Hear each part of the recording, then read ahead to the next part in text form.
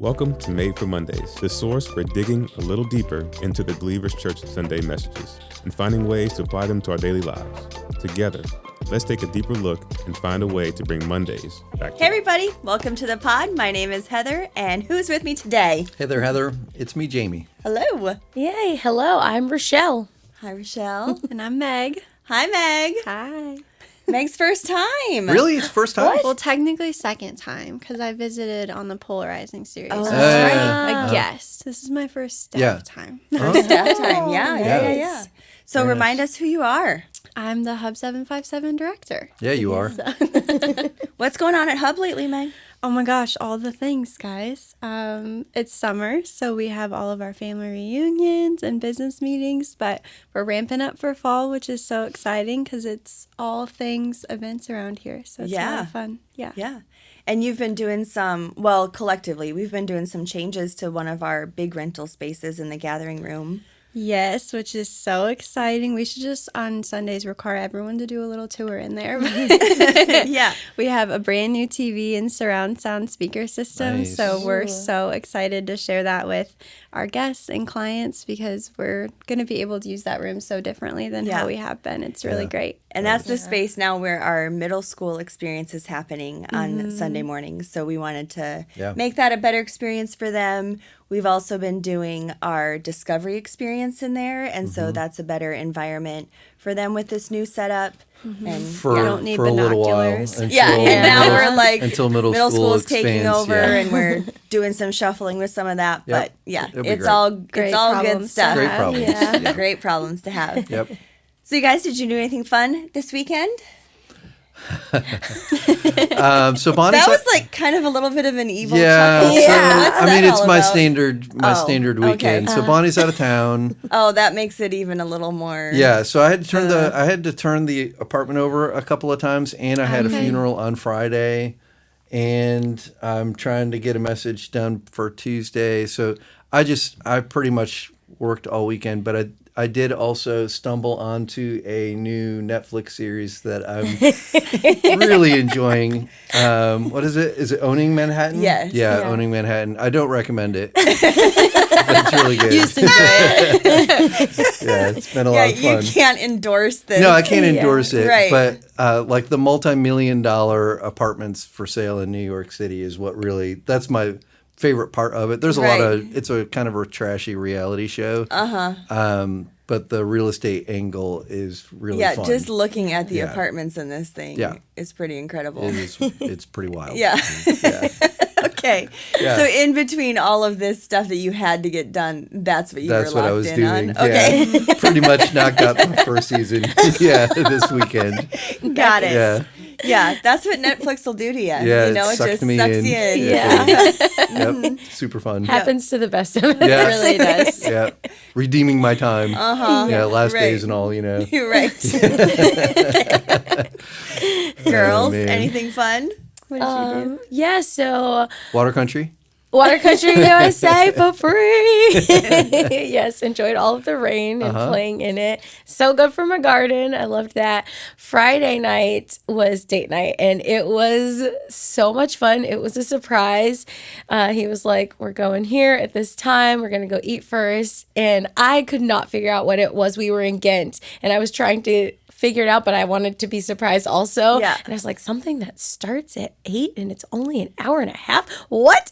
So we ended up going to Wick and Sip, and it's like where you sip wine and make candles. Oh. So much fun. That sounds super fun. And there's like these different hosts, and the guy who hosted our evening was just the most hilarious person ever, and we all had a really good time Oh, that's fun. doing that. So I do recommend that, going to Oh, good. make candles. Something we can recommend. Yes, yeah. It was a great experience. Yeah, that's and you fun. get to like name your own candle, and you pick from all of the scents and the jars. And Oh, that's Yeah. cool. yeah, I named mine Prospect Park. because it reminded me of a time I took a nap in Prospect Park. So, yeah, Jerry did great with date night. Way to go, Jerry. Yes, I know. I was like, you did so good. He said, well, you're a 4 and you guys like creative dates. So, Oh yeah, I had look to get at creative. him. I Way to be know. aware. He's so aware. Yeah, so then we He's had... so weird. 9 months, right?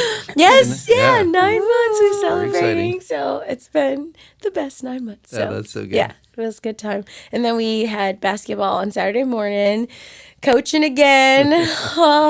We're getting close, just a few more games now, but the boys did great. It's been cool to see them grow and develop. And I think Kai had just a handful of fits this time, about sharing the ball. So that was nice. And we also had a pool party that was really fun with friends on Saturday.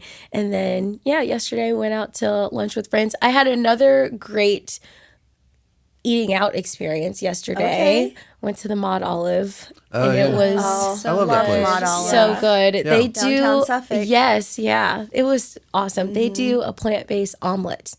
And it was divine. It was so good. Wow, I was nice. just like dancing in the booth. So excited. So it was a fun weekend. Good. Yeah.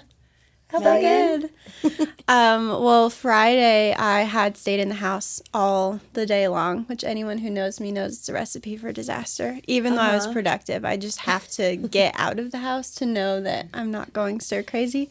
So Kendra was also feeling apparently like she wanted to get out of the house. We were like, what do we want to do? So poor Spen, he went along on a little adventure. We started off Collie, I think it's Collie, the bird. We went there and got some food. And then I was like, why stay in Norfolk, guys? Let's ferry over to Portsmouth and just see where life takes us. And Spencer was like, sure. And I was like, Oh, because that's a big deal. it's a big deal Yeah. for Spencer to be like, why can't we just stay in this area? So we get to the ferry and none of us had cash. I had $4. We needed $6 to go across the water. And we've all done this pretty much every time where we get to the ferry and we're like, does anyone have cash? And we're like, So is no. it cash only? It's cash only. And it's exact cash. So ridiculous. So this is about the time where Spencer's like, why did I agree to Yeah. a Megan and Kendra adventure? So I pull out my wallet and I don't even know how much it costs. And I'm like, I have $4. And the guy's like, well, it will be $6. So Spencer's like, well, is there an ATM? And he was like, up in Waterside. Spencer's like, well, when is the boat leaving? And he was like, about 3 minutes. We were like, oh, we don't have enough time. And the guy's like, why don't you just go up and ride over and then pay on your way back? And I was like, You can do that? I think he was just being very helpful. I don't know that this is allowed. Yeah. If the Coast Guard's listening, don't get on him or Hampton Roads Transit, whoever it is. Yeah. So we did do that. So we went across and went to the beer garden and got a bunch of apps and things and just walked around Portsmouth. Well, the restaurant wasn't giving cash back. So then we walked to an ATM where you can only get 20s. set 20s, Right. whatever. So we get a $20 bill and we go back because Spencer gracefully worked with the little area where you can actually just get money and tickets for the ferry, and that was not cooperating. So the ATM was the better decision after trying that a couple of times. So we get back on the ferry and they only take exact cash. Of So course. we donated to Oh the system. $14. Were you like, anybody want to come on the ferry? Anybody? Well, Just so we wrestling get up back over friends. to Waterside. So we ferried from Norfolk to Portsmouth, and there's this giant yacht that people are boarding because there was a concert at Waterside, and so Spencer was like, "Do you think they would let us on if we give him my leftover ferry tickets? Because they just gave us extras." And I was like, "Can you please just do that anyways? Right. Maybe these really rich people just need a laugh." Yeah. And he's like, "I'm not gonna do that." So we didn't do that, but it was just a fun Friday out because it was Nice. supposed to be poor weather, so we had a good time.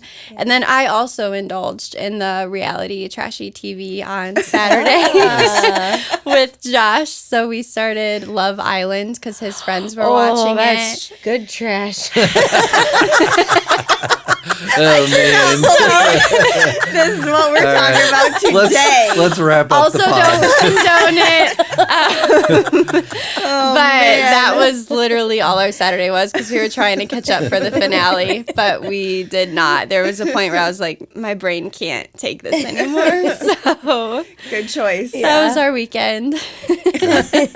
Oh my goodness. Oh, redeem us, Heather. What did you Well, Friday. She spent a lot of time praying. I did. I prayed for our staff that their minds would be renewed by the Holy Spirit. Such a good prayer. No, Friday, Nate and I spent a lot of time with his mom during the day because we were going around looking at some rehab facilities for his dad. And our caseworker was like, here's a list of ones that like his insurance will take. And I recommend that you just go do drop-in like appearances just to see what you think of all these places. So that's what we did. We went and picked his mom up and had a little breakfast with her, and then we just went and dropped in on these places, which is a really fantastic idea if this is the season of life that you find yourself in. Yeah.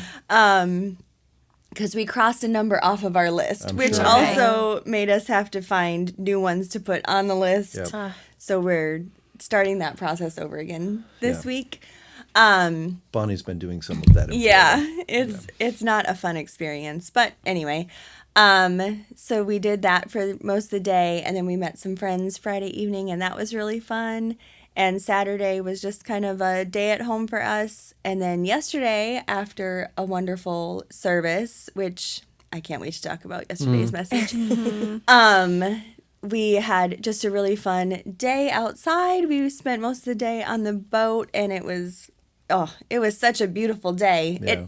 It was threatening to be like a rainy day, but it was a really It turned out lovely, really lovely nice. day. Yep. Yeah. So yeah, it was just a really fun, relaxing weekend, mostly Nice. with family, and that's one of my favorite ways to spend my weekend. Yeah. So Very good. yeah, very good. So Jamie, I just wanted you to catch everyone up. You got to be on a little vacation. I did. It was super nice. Yeah. Did you Very have relaxing. good? Very unplugged. Most unplugged I think ever been from work. That's Nice. a big deal. Which is a big deal. Yeah. It's very counter my nature Yes, to it do is. that. So, it was really good. Went to Asheville area for a couple of weeks, Love it and there. it was really fun. Bonnie and I staged it really well. That was really good too. So we started out with just me, Bonnie, Fritz, and Sarah, and then Derek and Sarah Beth and Esther joined us after a few days. And then after a few days of everyone left, and Bonnie and I got a few days just us. Yeah. So it was just really fun. So really active on the front end, lots of family fun in the Yes. middle, and then lots of downtime on the backside. So Yeah, it's so just really great. good. Yeah. So great. Yeah. Yeah. Well, he's been back in the office this week trying to catch up on a bunch Yep. of stuff. Yep. But I'm so glad that you had such a great Yeah, time. it was really good. Yeah. So we, of course, are continuing our Bible reading challenge. Yes. And we've been in Luke. And this week we just kicked off Luke 6 and 7 today. Did anything stand out to you guys as you started that off this morning? So I did read this morning, but I had a verse last week that Okay. just was very impactful, and I've shared it with a handful of people, and almost everyone I shared it with also came back to me and said that verse really spoke to them. So it was from the 17th, and it was Luke 4:40. And the verse says, "As the sun went down that evening, people throughout the village brought their family members to Jesus. No matter what their diseases were, the touch of his hand healed everyone." And a couple things about that just kind of stood out to me. One was, there's a handful of miracles that we're all very familiar with that Jesus did, because they're explained in great detail. But here we have, who knows how many miracles he performed. Everyone that was brought to him was healed, which is just kind of amazing. So all of these, whatever they were, all of these people physically healed, there were demons cast out, all these things. We have no idea how many, but you get the impression it was a lot. But then the other thing that really just kind of stood out to me was, like this is kind of like the mission of the church, is to bring people to Jesus. Like that's our job, is to bring people into his presence. His job is to heal. He will heal everyone who comes into his presence. But he didn't heal anyone who wasn't brought into his presence. So I just, there's just something compelling about that, if we really put an emphasis on bringing people to Jesus, Jesus is the one that's going to do the amazing stuff. And that verse just really encouraged me and kind of lit a fire under me regarding our mission as a church. So it's really good. Yeah, I love that is really good.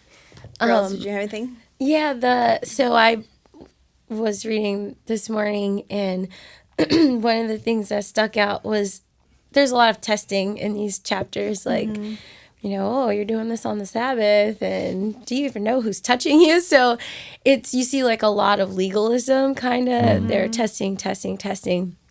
But something that stuck out to me was that there's always like all those miracles that are happening under the testing. And I was like, if we choose to focus on the legalistic parts of our faith, then we miss out on the miracles that God has. So it's like all these things that Jesus wanted to do, from healing the man's hand or the woman, who had a troubled past in these verses.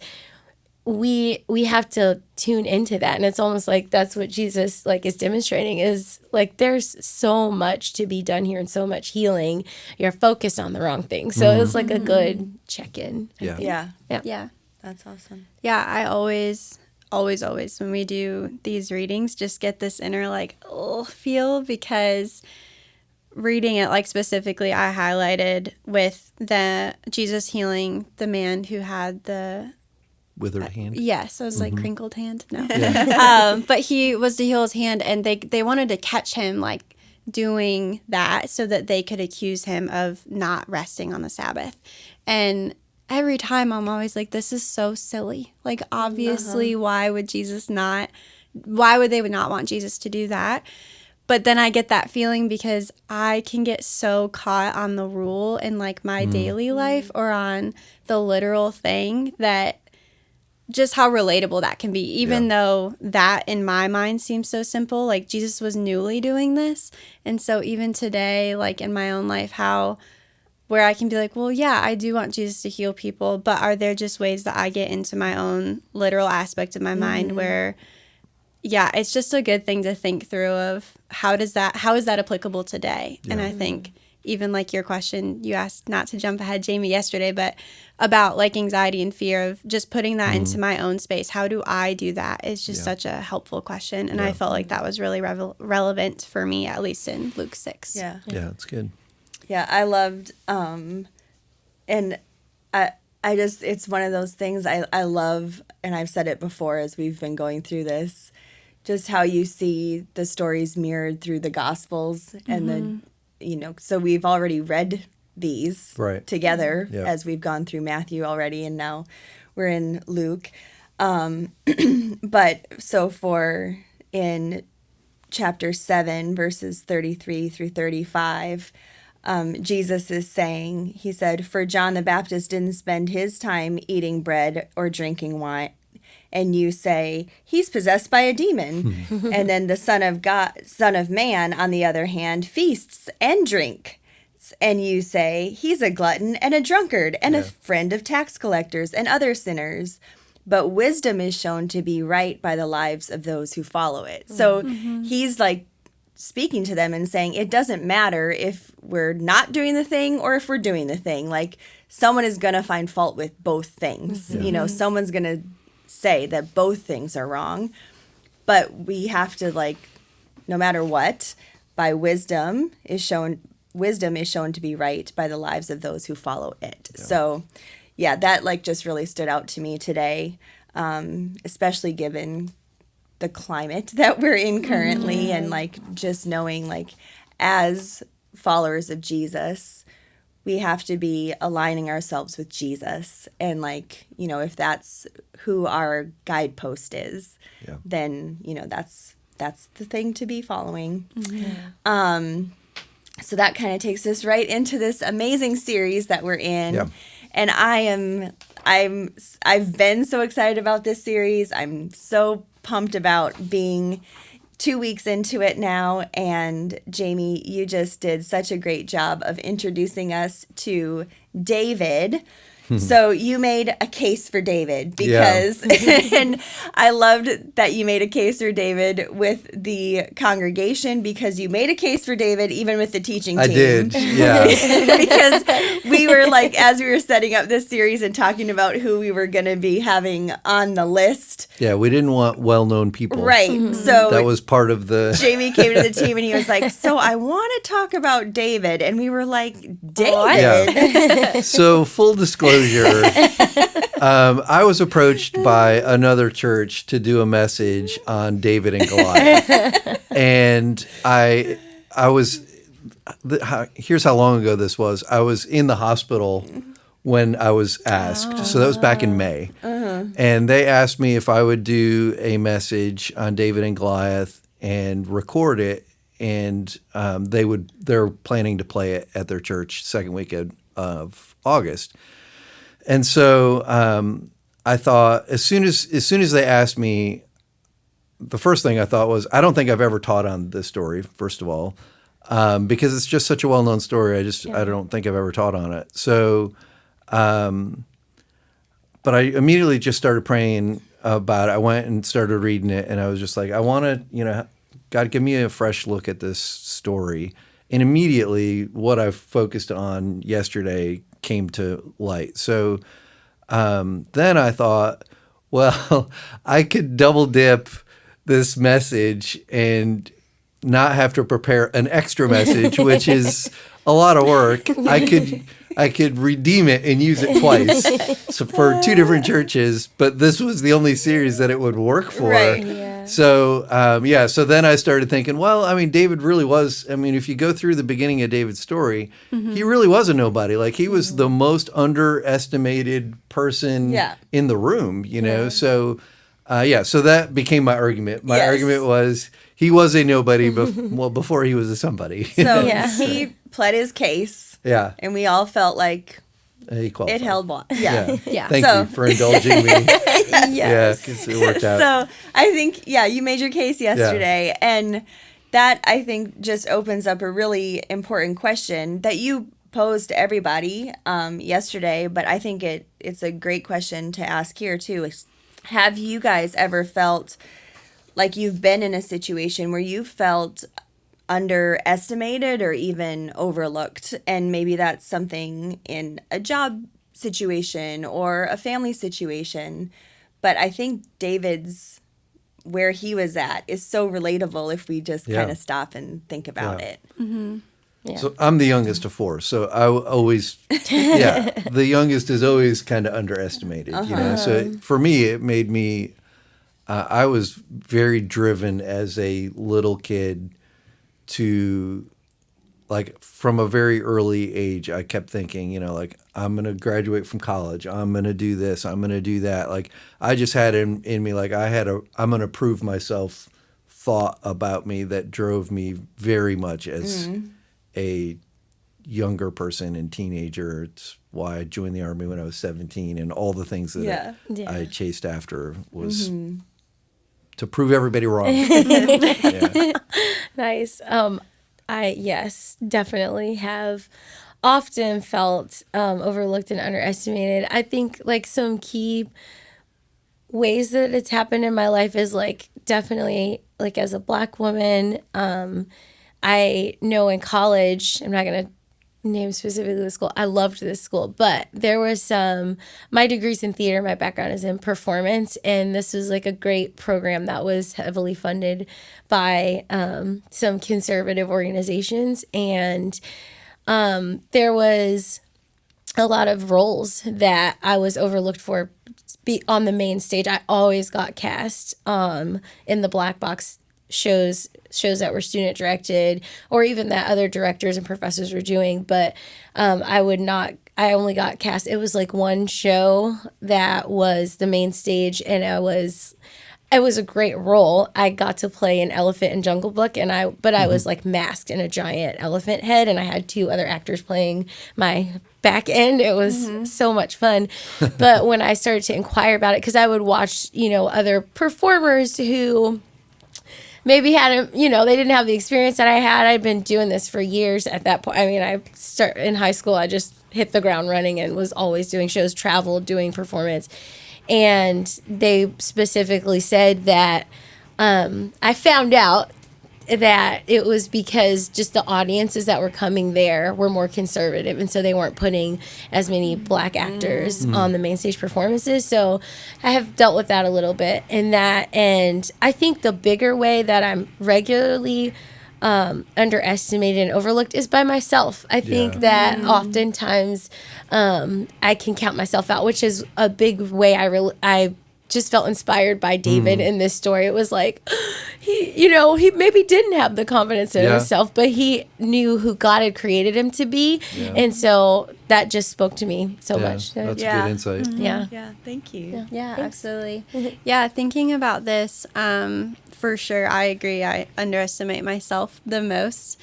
But in context of even my job, when I'm networking or going outside of this building, I'm usually the youngest person in the room. And being in this building, I've never felt that my age played a factor in my capabilities, or that's never been a direct conversation. But going to other places and sitting at the table or being in these meetings where you are the youngest person in the room, you get more questions about it, and not even always negatively. They just want to know, like, what got me to where I am now. But it doesn't always, make for, if I'm sitting next to someone who's been in their career field for multiple years, they have way more experience than I do. So they may get asked a question that I feel I can answer because I'm in the field, but I haven't been there as long. So even if they're not directly discrediting my ability, I'm like, well, I should let them answer because they've been here longer. Right. Yeah. So that's been an interesting growth area for me, of just because I am the youngest person in the room, I can still make my voice apparent. Yes. So it's just been an interesting experience. Yeah, that's awesome. So we walked through 1 Samuel 16, and you taught us about how the Lord was going to use the prophet Samuel to identify a new king for Israel. Right. And you actually mentioned that you didn't have time to do so yesterday, but because it was like a lengthy process kind of to go through that transition. Yeah. So will you share a little bit more about what that process looked like? Yeah, so it's apparently raining cats and dogs. It's raining real hard. If you read through it, it actually gets a little confusing if you read through 1 Samuel, because if you try to piece together a timeline, it doesn't make tons of sense. Yeah. So because there's the story of chapter 16 where David is selected, then there's chapter 17 where David and Goliath, and then later there's this conversation that Saul has, about, who is this guy David? Tell me about Jesse.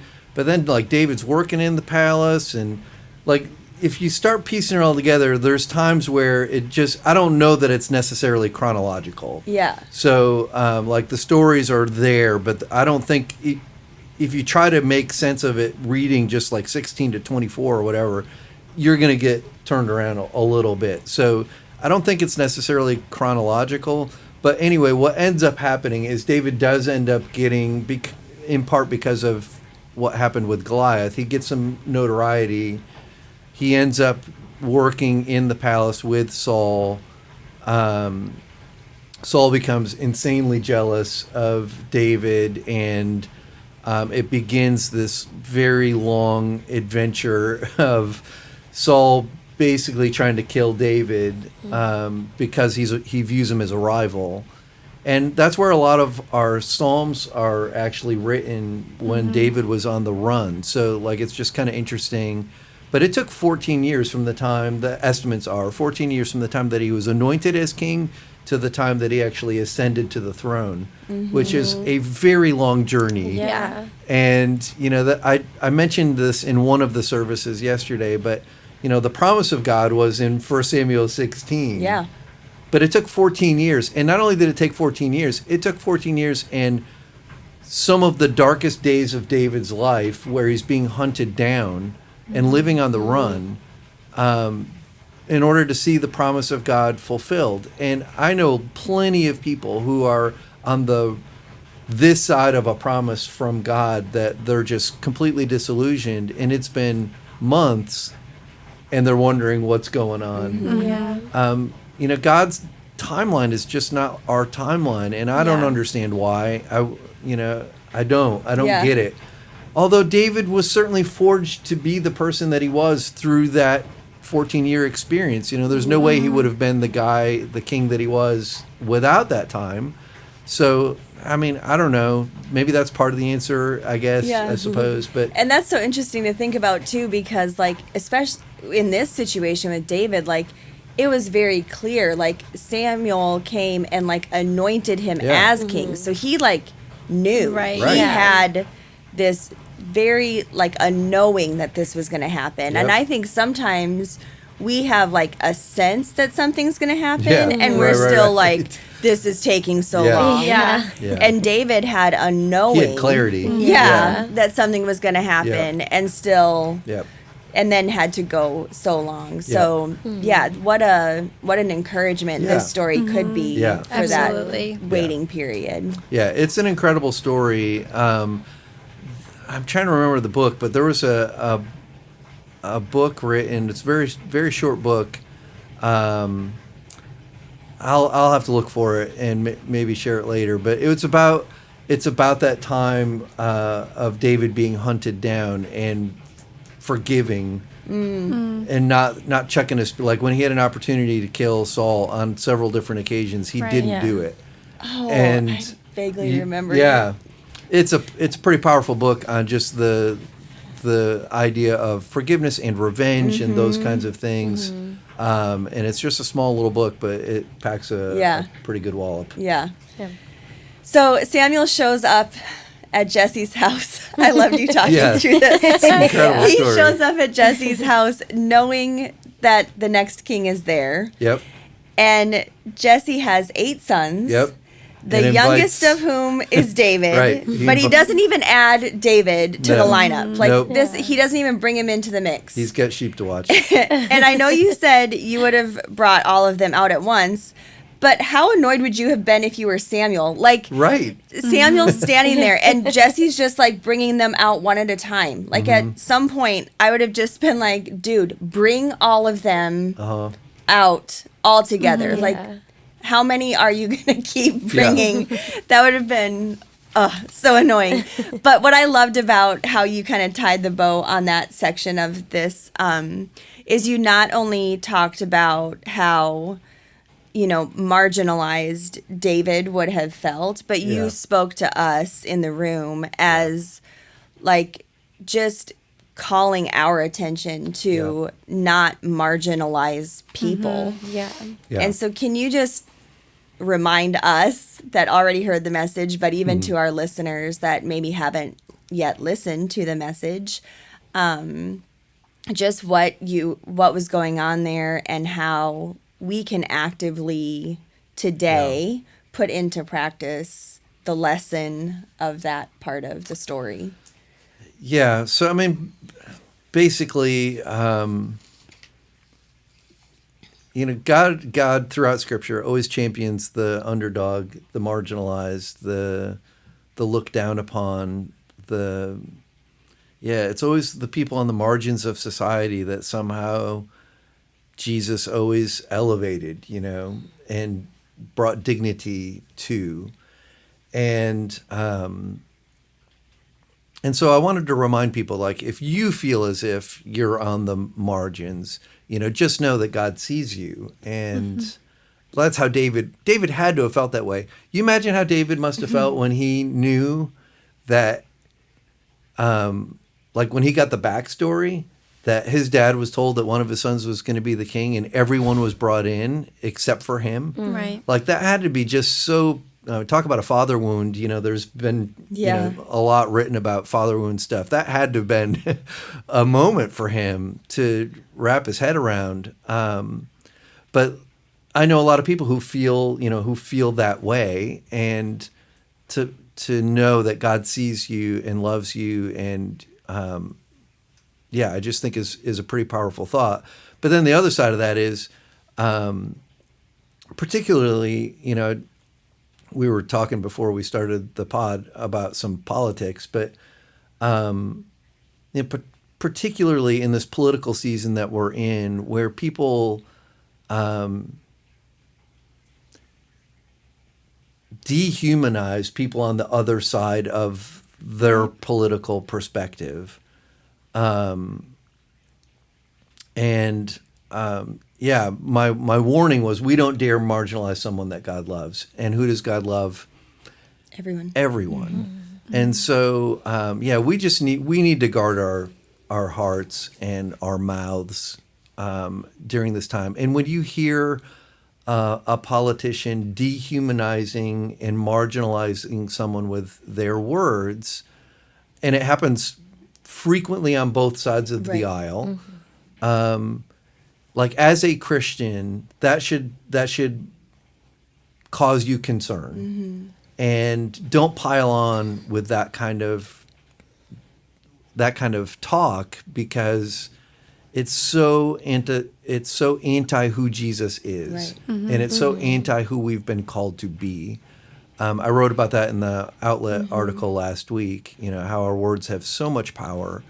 And that kind of ties into this whole idea too. So we just gotta do better. Yeah, and this really struck a chord with me too, because I'm so thankful that I get to really work closely with our partners. But that's one of the things I love about our church is we've been so intentional about being connected with organizations that are saying, we're not going to overlook the marginalized people that have been given up on, that are fighting against being given up on, and they really advocate for them to say, no, like God has chosen them and has a purpose for a plan. Like they need to be considered in the room, in the meeting, like David. Yeah. So good. So that was kind of like a marker in the story. And then we took a little bit of a turn to get into the Goliath part of the story. Yeah, you can't talk about David without talking about Goliath. Right. Yeah. So this part of the story really took on a new theme, and that was this theme of fear. Right. And what I haven't noticed before yesterday was that fear was a theme of both David and Goliath, I think.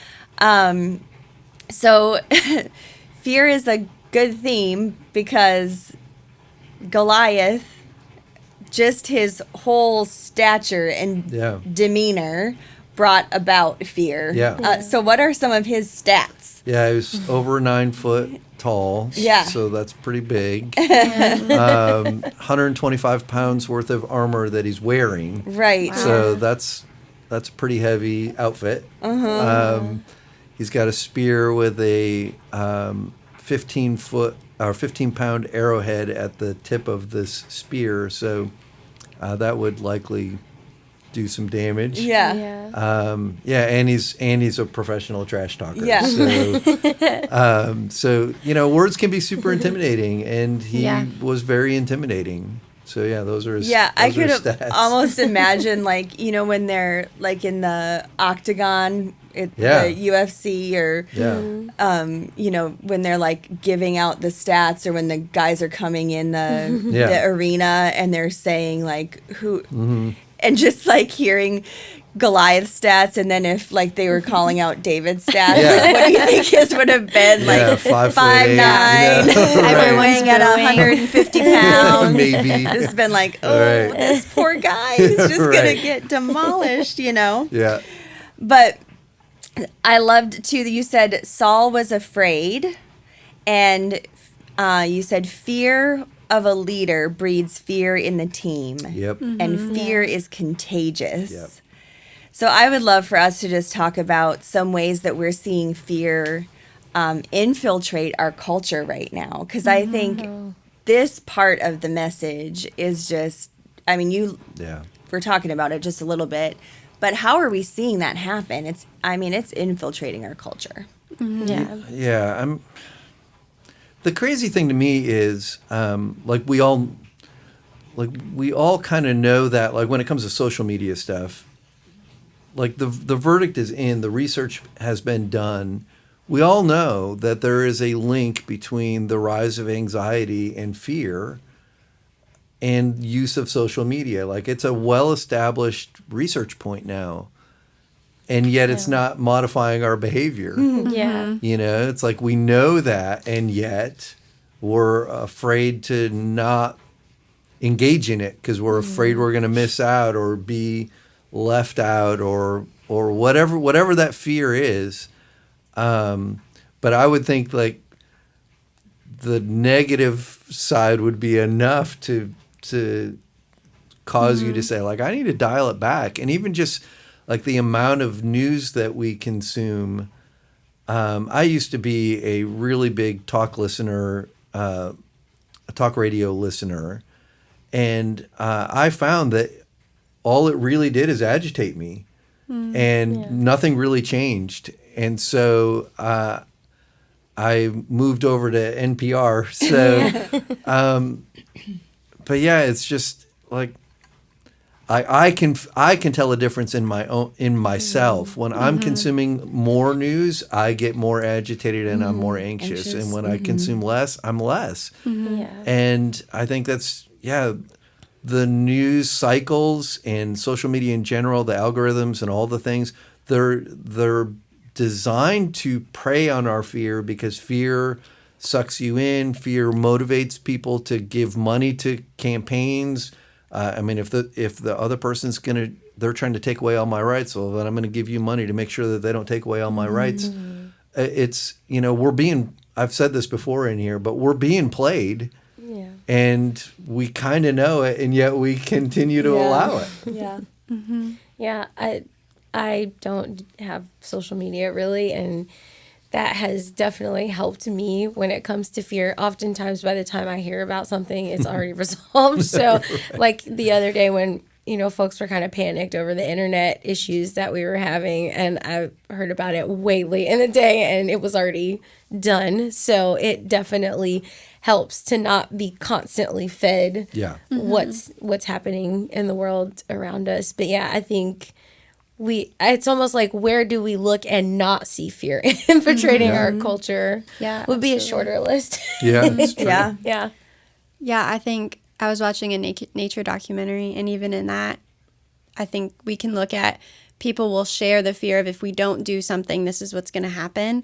And so even as I was watching that, I felt my anxiety rise because I was like, well, this reef used to be this way, but because these things are happening, now it's like this. And if we don't do something, this is what's going to happen. Every nature documentary. And so I turned it off. Script. I couldn't.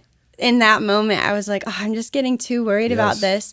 But then I ended up researching it, and there's like this whole National Geographic sent this team that they're actually rehabilitating the reef specifically.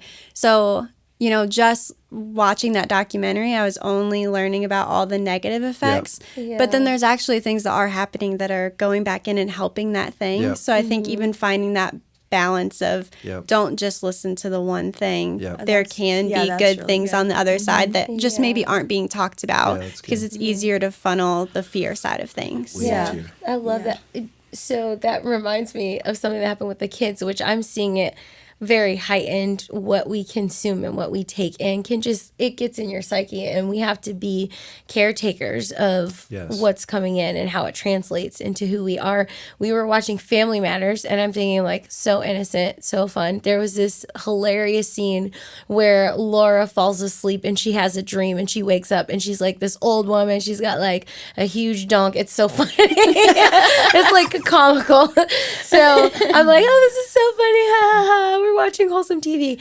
And every day for the next, it's been like 2 weeks, my 4-year-old has said, Mommy, are you going to be old when you wake up tomorrow? He is like terrified that I'm just going to like be old. And he's like, are you going to go live with Jesus? Like, and I was like, you just have to be so mindful of what we're taking in. Yeah, I think it's really interesting. I was talking to one of my friends just this last week, and she has been trying to be really mindful about listening to a lot of different voices, just even in like apologetic stuff. And so she was like, I just don't want to just be listening to one or two people. Yeah. And so I think that's like a big way to, you know, when we see like the fear infiltrating our culture and stuff, like, yeah, it's like if you're just listening to what you were saying, Megan, like if you're going to listen to this thing, then to also make sure that you're listening to a couple other opinions on that thing, so that that fear isn't just continuing to like build into you, but that you're balancing out the voices that you're you know, you're getting all perspectives. Because otherwise that's what's on repeat, you know. So how has fear kept you from something that you felt God was calling you to do? Because I think that's what we really see happen here. Like in this story, I mean, there's this one guy. So Goliath has got this entire army paralyzed. Like he's gotten to Saul, who has then got his fear has got this whole community of people and his whole army paralyzed. And so, and that happens to us. Like our fear then like holds us back. And like you said, fear is contagious. So then we start to hold other people back. So can you think of something in your own life that you've been like, yeah, I like put the brakes on this thing, and then that put the brakes on something. I was, you know, maybe there's even something that we've held back on at church that we've been like, oh yeah, we should have done this thing sooner. Or have you guys, were you able to think of something? I mean, there's all kinds of things. I would like, there's a question that would occasionally I've heard asked, and I think it's a good question to try to put your finger on that thing.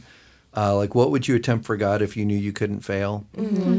Like, the answer to that question is the thing that you're afraid to do. You know, and I think we all have, I don't know, I think we all have those things. I will say, you know, when I look in the past, like, even just the relocation thing that we did, I share this frequently, but like I went kicking and screaming into the whole thing. Like I was terrified of what that was going to look like. And, I probably held back longer than I should have on initiating that whole move because I seriously did not want to do it.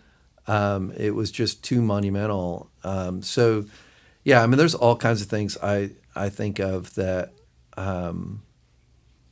that I've gone slow on or just got dragged into because of fear was the thing that was holding me back. I think for the most part, I was thinking if I hear something clearly from God, which is kind of like what you were saying, I'm going to do it out of obedience because I'm more afraid of disobeying God. So like, I'm going to do the thing.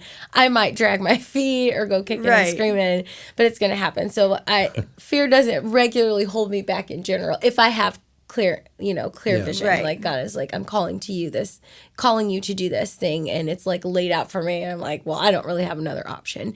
But I think it does infiltrate more of like sort of my daily living and stuff where I don't want to like step on people's toes, like that the fear of not being accepted or like not, shaking up things. I cannot take risk that I think God is really calling me to. And I think that holds me back because I'm so afraid of what people are going to think. I'm a pretty creative person, and I will often stifle some of my creativity because I'm like, ooh, like I don't want to be seen this way. But I just think the more I'm learning about the character of Jesus and how he's designed us and these characters that we're studying, like there's these unique ways that he has designed all of us. Like, I think I talked about this recently too on the pod. If we don't step into that and take those risks and operate as our full authentic selves, we're kind of like robbing the world of what God is saying. I put you here to use you for this thing. Right. So yeah, but I do hold back a lot. That fear keeps me like, I'm just gonna sit over here and do this, or I'll just do it quietly in the shower. Oh my gosh. Alternatively, I was literally just talking about this last night after your message with Josh. We recently saw Inside Out 2, and anxiety, this isn't a spoiler alert, but it's like running the emotion board in the main character's brain. And I was like, fear is running my board. And I mean, from something like I recently got contacts, and I put that off for so long because I was like, well, what if I can't do it? What if it gets lost? I don't, like, just in my brain, I sat in that office for 2 hours. Thank God it was my best friend teaching me, because otherwise they would have kicked me out. But something as small as getting contacts, that I can allow fear to warp my confidence in myself to do something. To, like, last year I went on a trip to Norway, and the whole reason I went was wanting to do this hike that I went into this mindset of I was doing it with a lot of people and all different capability levels. And I went to the info session the night before, and I was the only one that was going to do this hike that I'd never done before. Scaling a mountain that it was this guy who was very strong, and he was like, I do this like 4 times a week. It's going to be great. And I was like, I haven't even trained to do this thing. And just praying that night of like, God, I felt like I was supposed to do this thing. I didn't sleep a wink. I was so sick to my stomach all night about just like, how am I supposed to, at least it was like a pack of people I could like hide that I wasn't doing, the most best. But the next morning, this woman who just ended up being my encouragement the whole time showed up and was like, hey, I paid to not do the climb, but I want to do the climb. Like, can I do this with her? I saw that she said she was doing it yesterday. And we ended up doing this whole climb, and it was the most amazing experience. Like, I don't know if I want to do it again, but I'm so grateful that I did it. And your boldness inspired right. Yeah. But I always think about that of like, more often than not, something like contacts to something like climbing a mountain, which is so fair to be fearful of. It's always so much worse in my mind of what it's going to end up being like than getting to that other side of like, I for sure went through it in both of those scenarios. Yeah. But yeah, the other side of being able to do it was just so much better. So even like in David's situation of, he was so fearful, but the other side of being able to celebrate with the Israelites and like having his moment even as being king, like he got to carry that he did that, and like God was able to walk alongside him in that. And I think that's just a great thing to remember. Yeah, that's awesome. Yeah, so David gets to this place that he says that he can take out Goliath. And I just love, like, even that part of the story where you pointed out, like, David comes back into the mix and he's not afraid, in part because he's kept himself out of it. Right. Like, he hasn't been a part of this, like, fear cycle. Yep. And so part of him not being afraid is just because he's like, I don't even know what you guys are afraid of. Right. So I'm not afraid. And Saul is very dismissive of him, tells him he can't do it. And what I found, again, this is one of those things that I love about Scripture, because you can go through these passages over and over and over again. I mean, the amount of times that I've heard or read this story. But yesterday, what stood out to me was Saul is telling David that he can't do this because he's only a boy. But immediately, the next line is that he tells him, you can't do this, you're only a boy. But Goliath has been doing this since he was a boy. Right. Right. Yeah. I turned my Bible to Nate and I was like, but he's been doing this since he was a boy. So why won't he let him start when he's a boy? Anyway. So you pointed out that David may have come across like a little bit cocky, which I love because that is exactly what you're like, this kid. Yeah, I've torn apart I've done this and this and this. Right. But what's awesome is that he's saying all of that, but he's like saying that because he knows that it's from God, which I also love because that's what we talked about last week too. Like, God is the source, and he's pointing out that, like, yeah, I know that this isn't because of me. Right. This isn't, none of this is because of me. I can't do this on my own. Right. So what are some ways that we can, because it's so easy for us to lose sight of God's faithfulness, his provision. Yeah. It's like happening all the time, but what are some ways that we can be mindful of his faithfulness in the day-to-day? Like when we start to feel that fear creeping in and start to feel like, I don't know if I can do this thing. I don't know if I can be bold. I don't know if I have the courage that it takes. How can we remind ourselves, no, I am extraordinary. I serve an extraordinary God.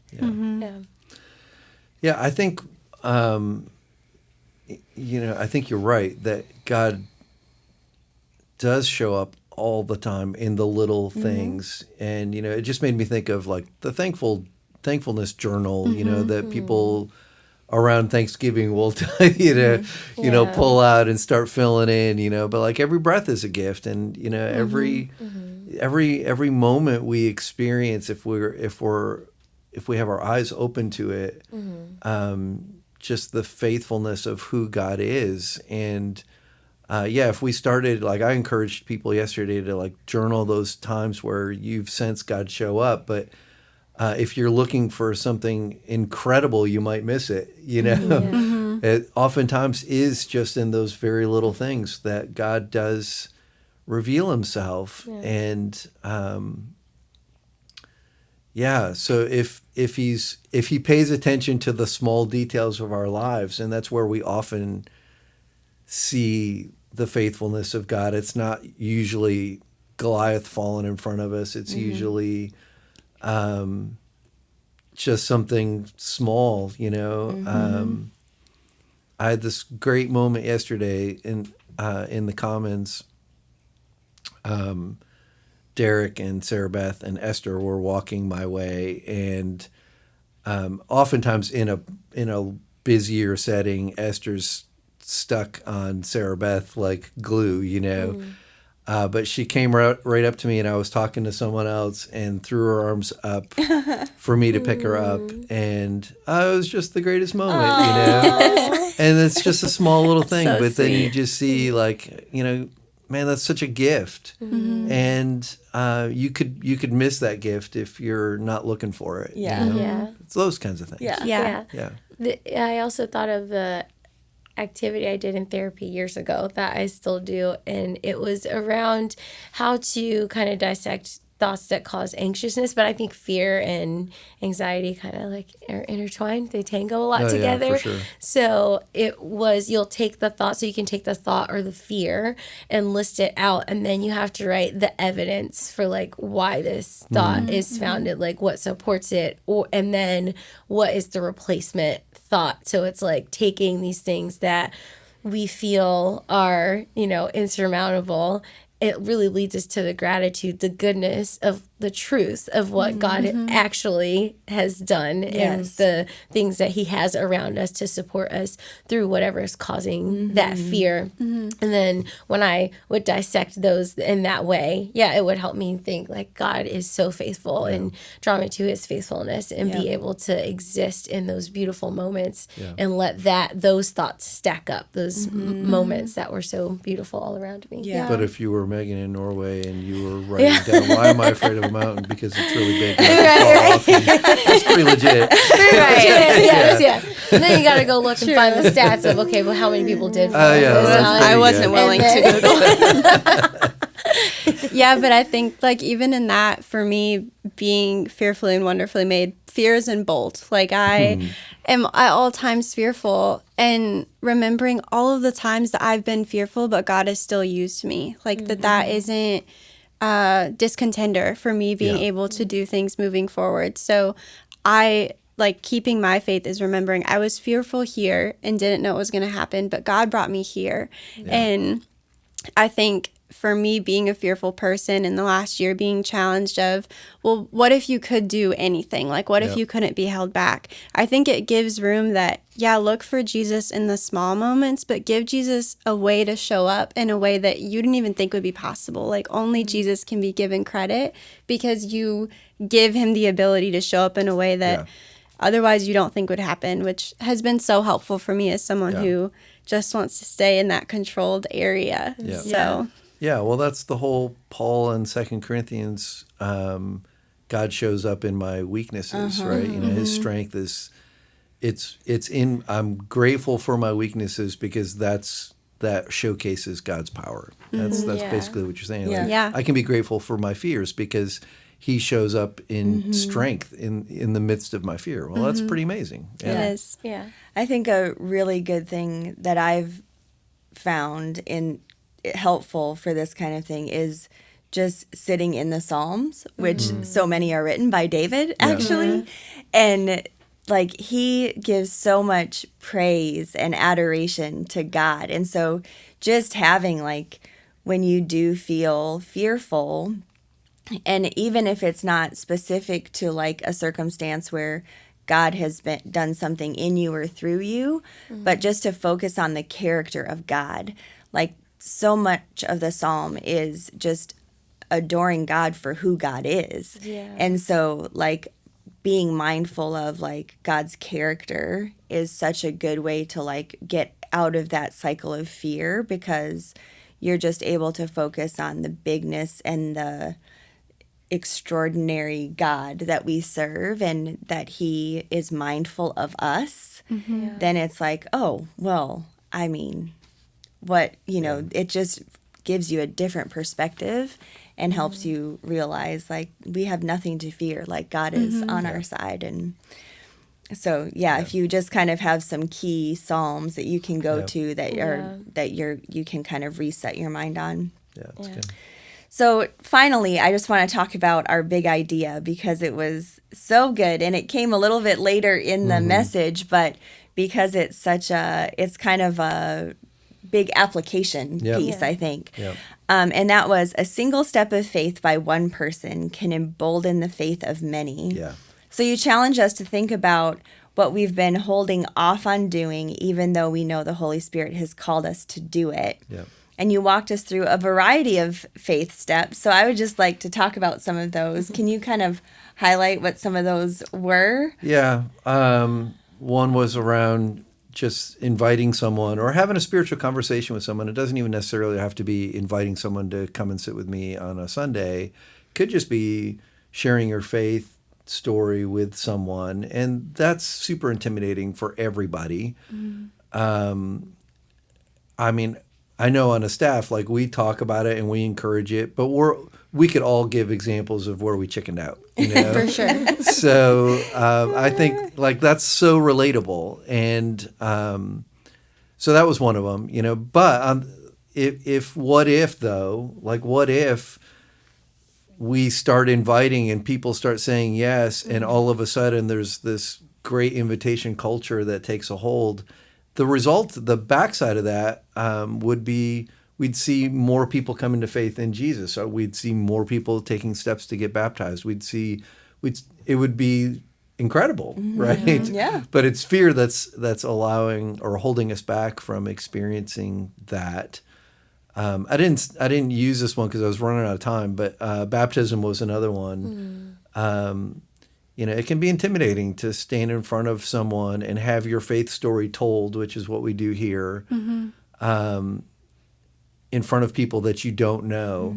But almost always when someone's getting baptized, other friends and family will show up, and like it's an opportunity for them to hear what God has done in your life. Yeah. And who knows what that is going to do. Like on the backside of that, they may see their need for Jesus, Right, or other people may say, you know, I need to have my story told. Right. And then, you know, there's this culture of people sharing their stories and stories are always about brokenness and the healing power of Jesus. So, you know, like more stories start to get told. Some, you know, around serving. You know, last week we had that incredible story of someone who said, you know, I'm not going to be afraid to, I've been fighting this thing for months. Yes. You know, I'm signing up today to serve after your message. And, you know, what if we all just chucked our fear on that and just started serving or giving, or, I mean, the list just goes on and on, you know? Yeah. I love that. Do you guys have any stories of ways that you could think that emboldenedness can kind of have this multiplication effect? Yes, yeah. Well, I wanted to say, like the baptisms, every single time there's a baptism here, my boys are playing baptism the next day. They're like making a baptismal somewhere. They're like, Mommy, baptize me. But it is open conversations at such a young age for them to be, they're curious, like, what is this thing? How does this connect to my faith? So that has been just so incredible to watch other people's bold steps of faith really empower my kids and empower me to have those conversations with my kids. So it empowers me as a parent, which is just so incredible. But yeah, I think I'm thinking of, we actually have auditions coming up this Sunday for our Christmas show. And it's so cool because every year I have people come up to me and they're like, so I saw you had auditions, and they're so nervous, but like doing things like that, trying something new and creative, putting yourself out there, seeing what is it going to be like to serve coffee, like that sort of stuff. When we take those steps of faith to just try the thing, go to the coffee house and do the open mic night, those are ways that we never know how that's going to inspire people. And I've even experienced that recently just in like our workout class. There's like a handful, we've kind of started this like unofficial group with some women who go to the Y, and we do our workout class together, but we're like, I'm going to do this thing and connect with my community in this way. And there have been like people who are checking out Believers in the faith community, and so many conversations that I'm having in the locker room because I was like, I'm going to do this thing. I could easily work out at home by myself in front of the TV. But it was like, for me, I was like, I don't care what shape I'm in. I'm going to do this thing and go be a part of this. And so, yeah, just those nudges in our lives that God is saying, hey, why don't you try this thing? Show up and do this thing. We never know how that's going to spark someone else to connect with us and then learn about who we are as followers of Jesus. So good. All right. Well, that's all we've got time for today. Thanks for joining us, friends. We hope that you'll join us this Sunday as we continue our Extraordinary Nobodies series. We'll be on campus at 9 and 10:45, or you can always join us here at 1 o'clock on YouTube. We hope you have a great week. Thanks. Go and be love.